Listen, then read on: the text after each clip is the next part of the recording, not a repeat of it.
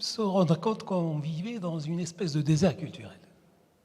Très peu d'événements culturels au niveau de la région, peut-être un peu moins à Casablanca, mais dans la région, si vous enlevez le Tborida, les Moussem, il n'y a rien.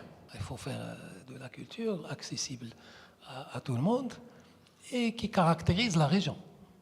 Donc, et vous avez dû remarquer que Mchina sur les deux pieds, le moderne et l'authentique et le traditionnel.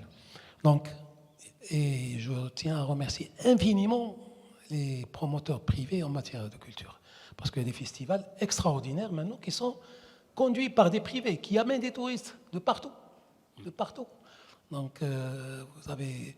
Au début, on a commencé par Casablanca, qui a repris après le Covid.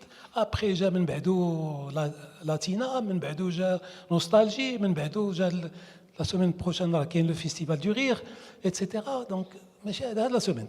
Donc, on a lancé quelque chose qu'on savait qu'il n'y aurait pas de professionnels qui vont se lancer là-dedans dès le départ.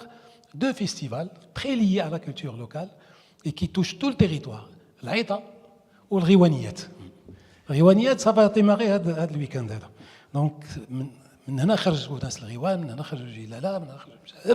il faut qu'on reprenne un peu cette musique de groupe qui donne de la joie à beaucoup de monde, qui peut encore donner de la joie à beaucoup de monde et qui peut créer du travail. Donc ça, c'est pour les festivals. Un mot sur tout ce qui est valorisation du patrimoine, donc, parce qu'on a investi avec le ministère de la Culture 650 millions de dirhams. C'est la première fois que ça se fait.